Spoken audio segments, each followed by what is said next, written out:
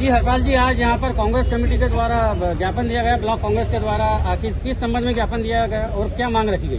देखिए, वीआईटी प्रबंधन ने जो 25 तारीख को जो वीआईटी में घटना घटी, रात्रि के दौरान आगजनी हुई और सारी घटना हुई और कई छात्र बीमार हुए और उन छात्रों के साथ जो अन्याय हो रहा है उसको लेकर के हमने यहाँ मांग की है कि वीआईटी प्रबंधन मध्य प्रदेश सरकार और मध्य प्रदेश के मुख्यमंत्री के संरक्षण में छात्रों के साथ अन्याय कर रहा, तो उनके पूरे प्रकरण की एसआईटी गठित करके जांच कराई जाए और जिन छात्रों के साथ अन्याय हुआ उनको न्याय दिलाया जाए। इसके साथ साथ ही वीआईटी प्रबंधन द्वारा जितनी भी जमीन खरीदी गई है उसकी भी जांच की जाए कि वो कौन से किसान से खरीदी गई, क्या पट्टाधारी थे या क्या, और वीआईटी प्रबंधन का जितना निर्माण कार्य हुआ क्या विधिवत वो परमिशन लेकर के हुआ है।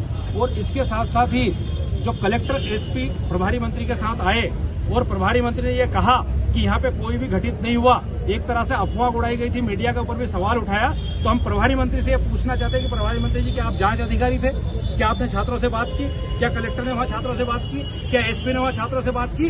जो बिना जांच किए क्लीन चिट दे दी, और जब कलेक्टर, एसपी और प्रभारी मंत्री क्लीन चिट दे देंगे तो बेचारे सामान्य सा प्रोफेसर 3 की कमेटी बनाई है, वो क्या जांच करेंगे? तो इसलिए हमारा निवेदन है कलेक्टर और एसपी सहित सबसे कि आप इसकी पूरे प्रकरण की जांच करिए, इसकी अनियमितता की जांच कराइए और सरकार के संरक्षण में जो इनकी दादागिरी चल रही है उसको कंट्रोल कीजिए।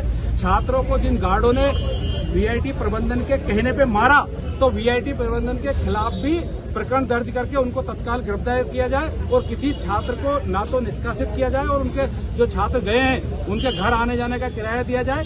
और प्रभारी मंत्री को पता होना कि 8 दिन कैसे बंद हो गया, अगर वहाँ कोई घटना नहीं घटी थी तो जो वीआईटी प्रबंधन है वो किसानों का रास्ता रोका हुआ उसने, तो हमने यहाँ वीआईटी प्रबंधन की पूरी जमीन का दोबारा सीमांकन करा करके और उसको उसने जो अतिक्रमण कर रखा है किसानों के रास्ते में उसको भी मुक्त कराने की मांग की है। शासन प्रशासन के द्वारा अगर सुनवाई नहीं की जाती है तो कांग्रेस का आगे का कदम क्या होगा? शासन प्रशासन के द्वारा हमने आज 2 ज्ञापन दिए, एक मध्य प्रदेश के मुख्यमंत्री का नाम दिया है और एक प्रशासन के नाम दिया है। अगर ये हमारी सारी मांगे नहीं मानी जाती है तो कांग्रेस पार्टी आने वाले दिनों में धरना प्रदर्शन और क्रमबद्ध रूप से आंदोलन करेगी और जरूरत पड़ेगी तो तहसील कार्यालय और कलेक्ट्रेट का घेराव भी करेंगे। Thank you. एक तरह से अफवाह उड़ाई गई थी, मीडिया के ऊपर भी सवाल उठाया, तो हम प्रभारी मंत्री से पूछना चाहते हैं कि प्रभारी मंत्री जी, क्या आप जांच अधिकारी थे? क्या आपने छात्रों से बात की?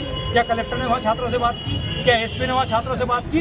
जो बिना जांच किए क्लीन चिट दे दी, और जब कलेक्टर, एसपी और प्रभारी मंत्री क्लीन चिट दे देंगे तो बेचारे सामान्य सा प्रोफेसर 3 की कमेटी बनाई है, वो क्या जांच करेंगे? तो इसलिए हमारा निवेदन है कलेक्टर और एसपी सहित सबसे कि आप इसकी पूरे प्रकरण की जांच करिए, इसकी अनियमितता की जांच कराइए और सरकार के संरक्षण में जो इनकी दादागिरी चल रही है उसको कंट्रोल कीजिए।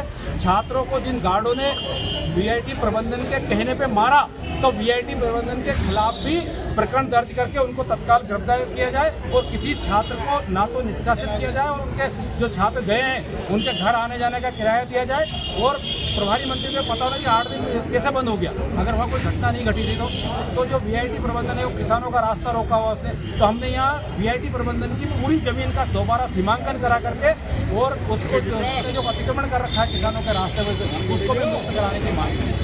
शासन प्रशासन के द्वारा अगर सुनवाई नहीं की जाती है तो कांग्रेस का आगे का कदम क्या होगा? शासन प्रशासन के द्वारा हमने आज 2 ज्ञापन दिए, एक मध्य प्रदेश के मुख्यमंत्री का नाम दिया है और एक प्रशासन के नाम दिया है। अगर ये हमारी सारी मांगे नहीं मानी जाती है तो कांग्रेस पार्टी आने वाले दिनों में धरना प्रदर्शन और क्रमबद्ध रूप से आंदोलन करेगी और जरूरत पड़ेगी तो तहसील कार्यालय और कलेक्ट्रेट का घेराव भी करेगी।